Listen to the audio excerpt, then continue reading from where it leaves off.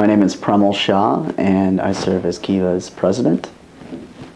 Hi, my name is V. Boshanitsan, and I'm on the engineering team. We make the website work.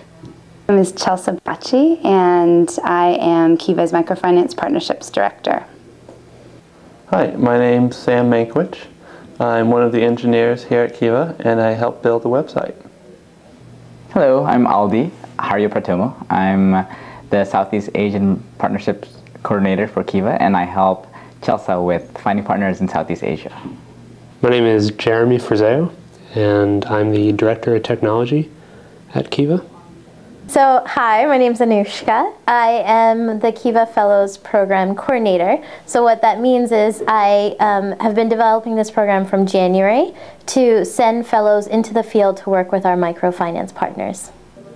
I'm Eric Hong, and I'm a consultant here at Kiva, and my biggest role is really just around sort of development. So I do a lot of fundraising work and donation work, and I also do a lot of kind of internal sort of organization building and sort of capability building for the company.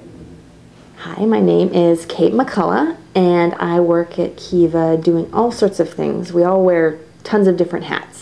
So I work on fundraising, I work on marketing, and creative work. So I am the primary graphic designer here, and I work on the website as well as just grassroots marketing efforts. Prior to Kiva, I worked at PayPal for 6 years in the product management group, and then prior to that I was a strategy consultant in New York, and then prior to that I was in college, and what pulled me through college was microfinance and learning about that. Because I just thought it was so much more interesting than the dry stuff I was studying as an economics major.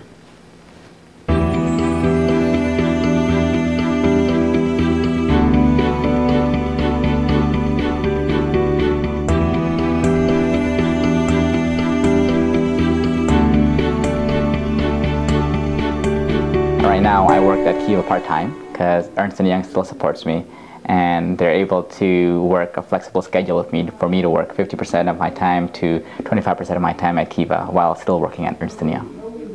Really wanted to work for a nonprofit. Got in touch with Matt. I had known him from before, Matt Flannery, Kiva's CEO. And at that point in time, he was just starting out and needed some help. And so he said he'd love for me to kind of help out if I could do it on a volunteer basis. And I said, absolutely, I love what Kiva's all about. And that's how I started with Kiva in October of 2005. So I think my favorite Kiva story is probably how I found out about Kiva in the first place. I was at dinner with a few friends, and someone mentioned this website that had been on TV the week before, and he told me the name of it and said that kind of a mutual friend of ours, Matt Flannery, has been the person to get involved. And so as soon as I got home that night, I went to the website and started checking out and seeing everything I could, and I found Matt's blog.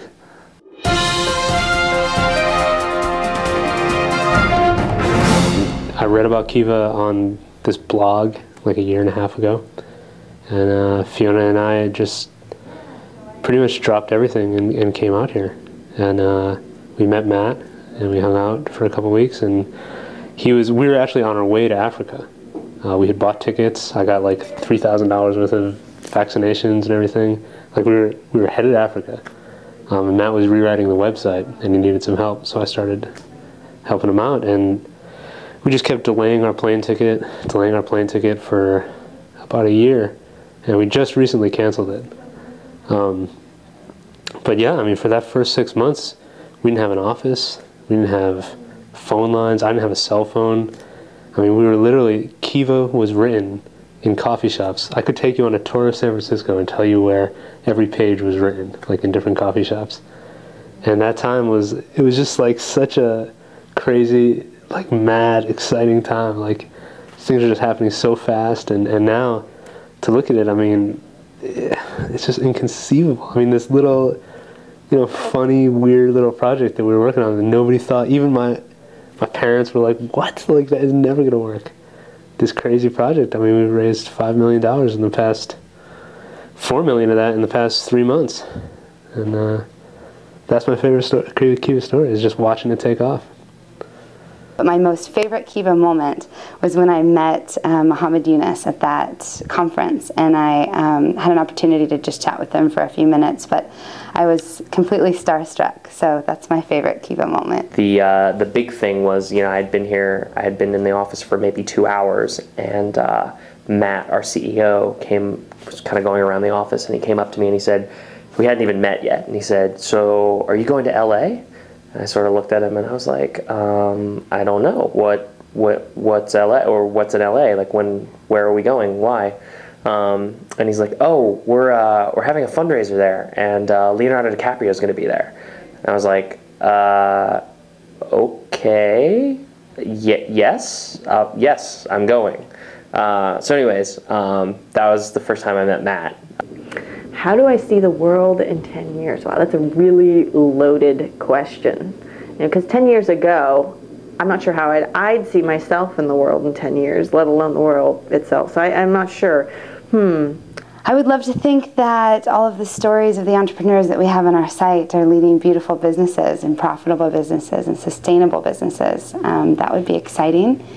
And I would love to have a family in 10 years, and I would love to still be working at Kiva in 10 years. I would like to think that in 10 years, Kiva will have become just another thing that people do. I mean, people will take it for granted the way they take Google for granted now. I mean, if you have a little bit of extra money sitting in your checking account, you drop it into Kiva and let people in the third world use your money that you're not actually using. So from that perspective, that's why I would like to think the world will change for the better in 10 years. I think the biggest thing that is shaping the world today and will change how the world runs in 10 years is social entrepreneurship. Microfinance is one of the key sustainable social entrepreneurship schemes. And Kiva, being a pioneer in this field, in 10 years, I see Kiva being obviously the largest database of micro-entrepreneurs. But not just that. In 10 years, I want to see the people that we used to lend to right now are going to become the lenders. I think the biggest change that we'll see is that there's not going to be huge sections of the world where people don't feel optimistic about the future. I think we're rapidly approaching a time where people are going to feel empowered to have a future that's better than their present, and they feel that they can work towards it and achieve it. And I feel that, you know, working with Kiva, that's sort of a chance to help bring that about, and it's really exciting.